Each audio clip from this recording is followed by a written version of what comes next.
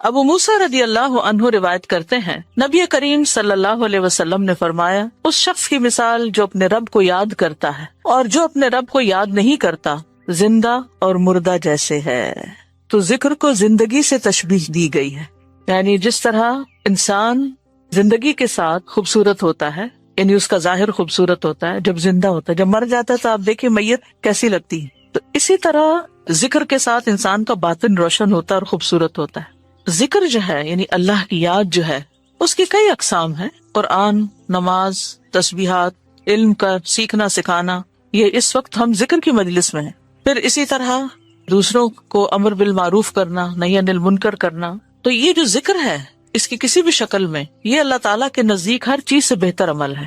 نبی صلی اللہ علیہ وسلم نے فرمایا کیا میں تمہیں تمہارا بہترین عمل نہ بتاؤں جو تمہارے مالک کے نزدیک اچھا اور پاکیزہ ہے اور تمہارے درجات میں سب سے بلند ہے اور سونا چاندی کے خرچ کرنے سے بہتر ہے اور اللہ کی راہ میں جہاد کرتے ہوئے تمہارے کفار کی گردنیں مارنے اور ان کے تمہاری گردنیں مارنے سے بھی افضل ہے۔ صحابہ نے عرض کیا کیوں نہیں؟ آپ نے فرمایا اللہ تعالیٰ کا ذکر، چاہے آپ نماز میں کر رہے ہیں، نوافل میں کر رہے ہیں، تلاوت قرآن کے ذریعے کر رہے ہیں، تعلیم قرآن کے ذریعے کر رہے ہیں، تسبیحات کے ذریعے کر رہے ہیں، درود شریف پڑھ رہے ہیں، کسی بھی طرح کھڑے بیٹھے لیٹے چلتے پھرتے، فارمل وے میں، انفارمل وے میں، اونچے یعنی جہرن اور سرن، جس شکل میں بھی آپ اللہ کو یاد کرتے ہیں تو اس کی اتنی زیادہ فضیلت ہے، بہت افضل عمل ہے۔ اور اس کے برعکس کیا ہوتا ہے؟ اللہ تعالیٰ سے غافل ہو جانا، بھول جانا، اور وہ عموماً کب ہوتا ہے؟ جب ہم دنیا میں خوب محو ہو جاتے ہیں۔ اسی طرح رسول اللہ صلی اللہ علیہ وسلم نے فرمایا بہترین عمل یہ ہے کہ جب تم دنیا سے رخصت ہو تو تمہاری زبان اللہ کے ذکر سے تر ہو، اور یہ اسی وقت ہو سکتا ہے جب ہمیں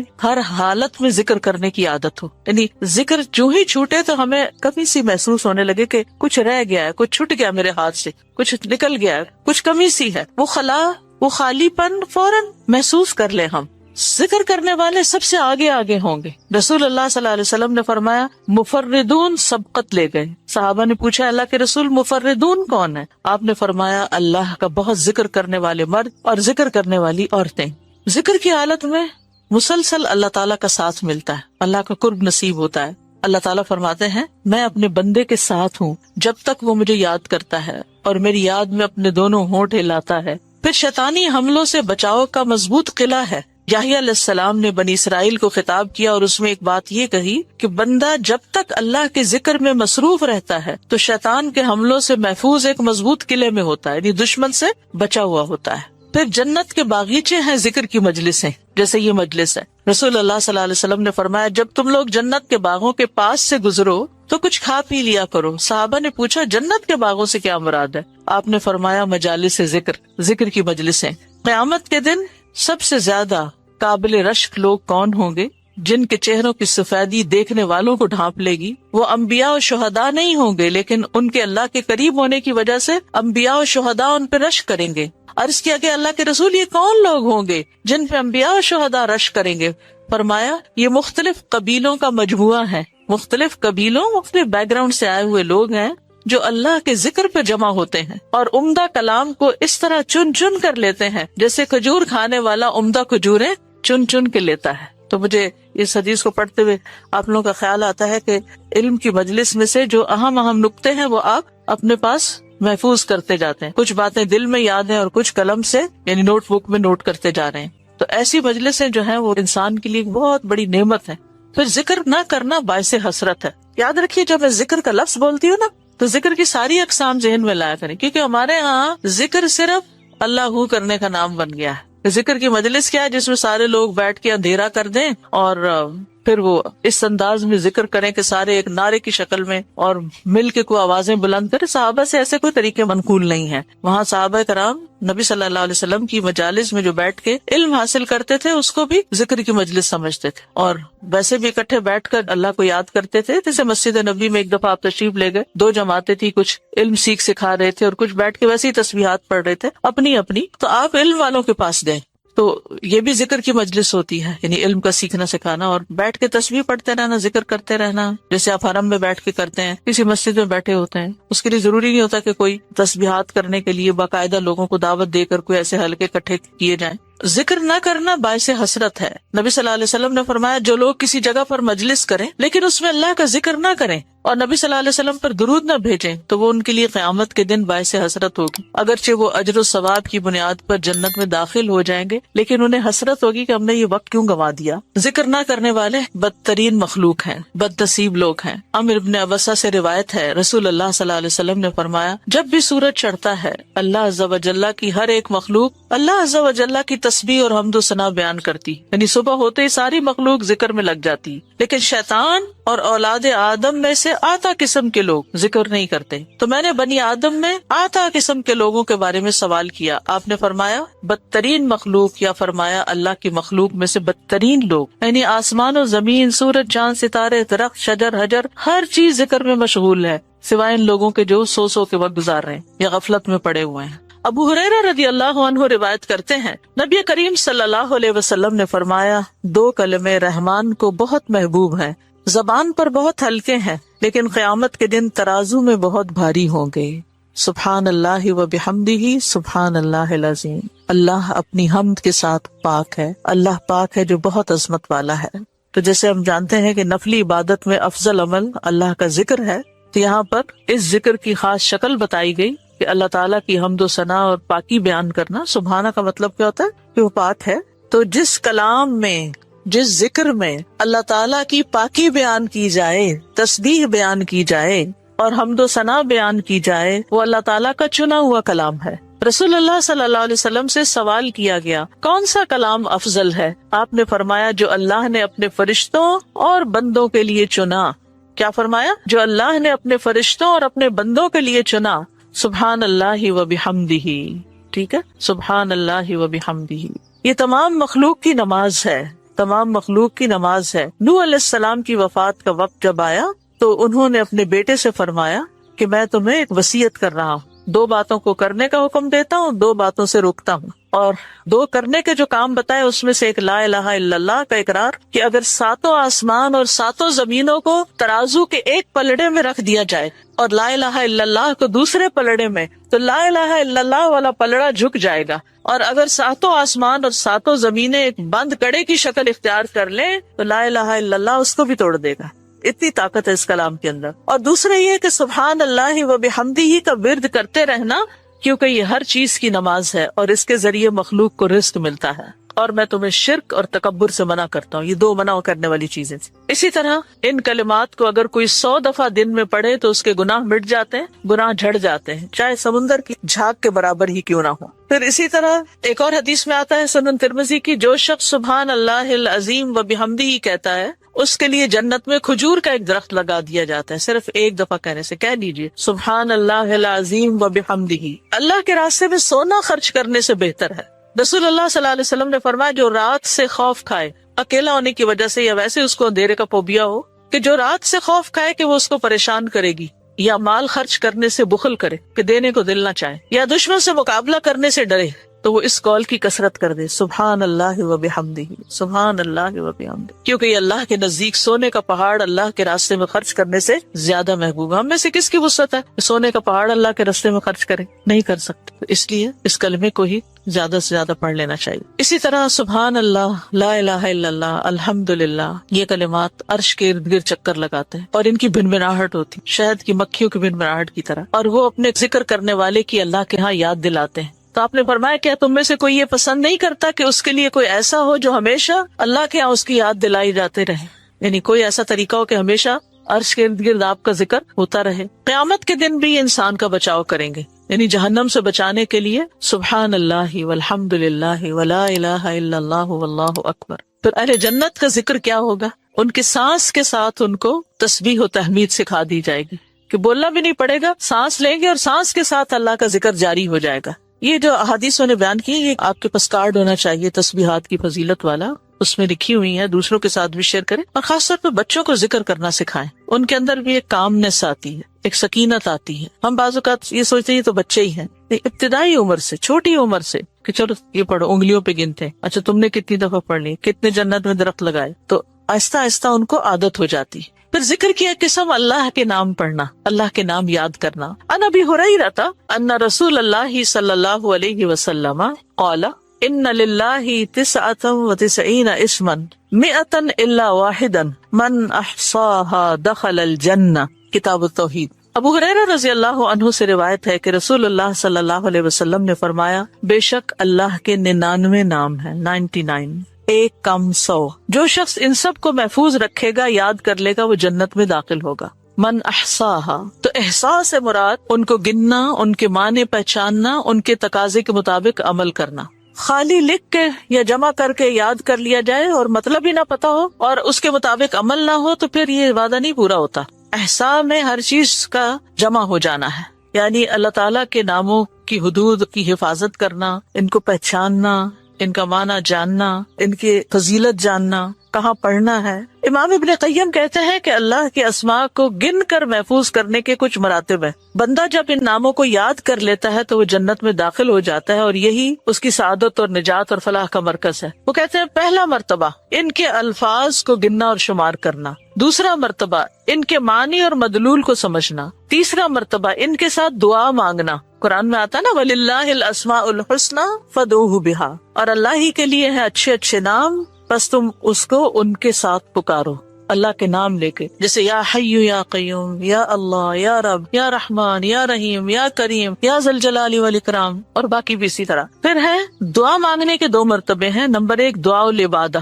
یعنی اللہ کی تعریف ان ناموں کے ساتھ کرنا.